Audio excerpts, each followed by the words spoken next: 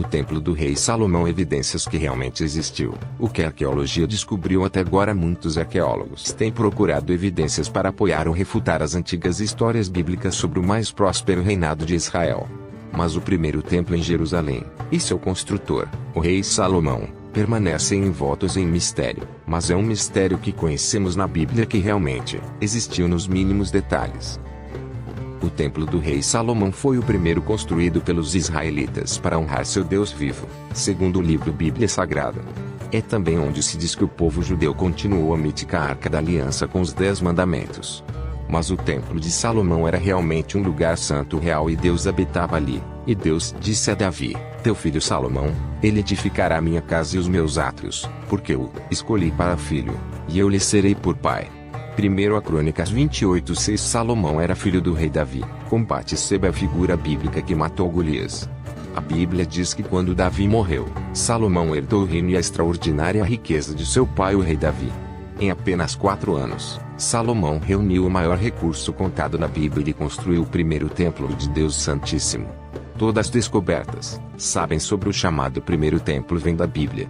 Felizmente, ele oferece uma descrição surpreendentemente detalhada de como era o templo do rei Salomão, incluindo suas supostas dimensões exatas. De acordo com a Bíblia, o templo foi construído com blocos de pedra extraídos magistralmente, com um telhado interior revestido com pranchas de madeira luxuosas. Salomão usou ouro puro para cobrir o santuário interno do templo, onde também colocou um par de querubins de ouro de 4,5 metros de altura, esfinges, para guardar a Arca da Aliança. O suposto barco de Jesus. O barco de Jesus ou o barco da Galileia é sem dúvida alguma uma das mais importantes relíquias arqueológicas encontradas na Terra Santa até os dias de hoje. Isto é impressionante, é datado da época de Jesus. Esta é a emocionante e inspiradora história da descoberta, escavação e conservação do antigo barco da Galileia, conhecido como o célebre barco de Jesus. Foi vivenciada por Mose e Eval Lufan, irmãos e pescadores do Kibbutz de Nozar em Israel. Eles descobriram o antigo barco da Galileia enterrado na lama perto da costa do Mar da Galileia. A descoberta do barco abalou o mundo arqueológico e espiritual. Nunca antes um barco tão antigo foi encontrado tão completo dentro da água. Uma vez que o barco estava positivamente datado do 1º século EC, peregrinos de todo o mundo se reuniram para ver o barco, no qual poderia ter sido a mesma embarcação em que Jesus e seus discípulos navegaram no Mar da Galileia.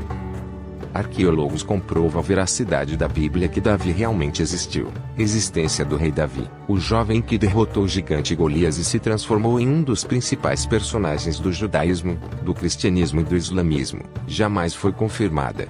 Um historiador da Universidade Hebraica, em Jerusalém, contudo, acredita ter encontrado a prova de que o monarca não só existiu, como governou uma região de cultura sofisticada, com traços arquitetônicos elaborados e centrada na adoração de um único Deus, Javé.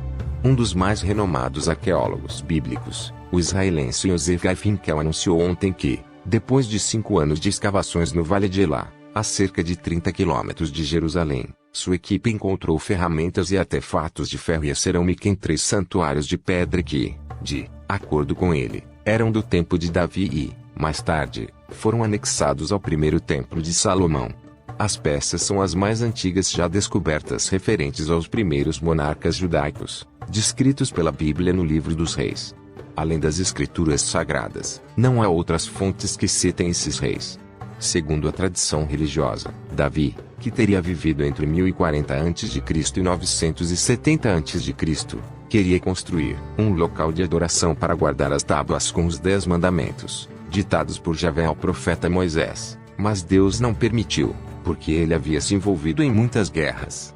Foi permitido, contudo, que seu filho, mais tarde o rei Salomão, edificasse o santuário. O sudário de Turim ou Santo Sudário é uma peça de linho que mostra a imagem de um homem que aparentemente sofreu traumatismos físicos de maneira consistente com a crucificação. Muitos acreditam se tratar da própria mortalha usada para cobrir o corpo de Jesus Cristo após sua execução. Algumas hipóteses alegam ser uma criação medieval.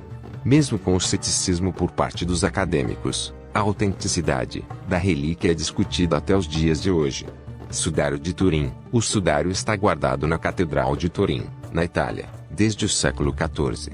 Pertenceu desde 1357 à Casa de Savoia, que em 1983 o doou ao Vaticano. 3. A peça é raramente exibida em público. A exposição foi no ano 2010, quando atraiu mais de 2 milhões de fiéis. O Sudário de Turim, grego medieval, não feito pelas mãos, que chama a atenção de vários cristãos. A imagem no manto é em realidade muito mais nítida na impressão branca e negra do negativo fotográfico que em sua coloração natural. A imagem do negativo fotográfico do manto foi vista pela primeira vez na noite de 28 de maio de 1898 através da chapa inversa feita pelo fotógrafo Amador II Pia, que recebeu a permissão para fotografá-lo durante a sua exibição na Catedral de Turim. A origem da peça, conhecida como Santo Sudário, tem sido objeto de grande polêmica. Para descrever seu estudo geral, os pesquisadores cunharam o termo sindonologia, do grego sindon, a palavra usada no Evangelho segundo Marcos para descrever o tipo de tecido comprado por José de Arimateia para usar como mortalha de Jesus.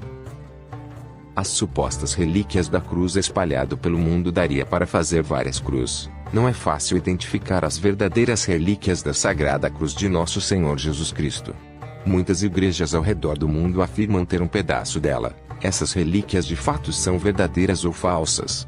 Além da Basílica da Santa Cruz, em Roma, as catedrais de Cosenza, Nápoles e Gênova, na Itália, o mosteiro de Santo Toribio de Liébana, que tem a maior peça, Santa Maria Deus Toreros, e a Basílica de Veracruz, entre outros. Na Espanha, afirmam ter um fragmento da cruz.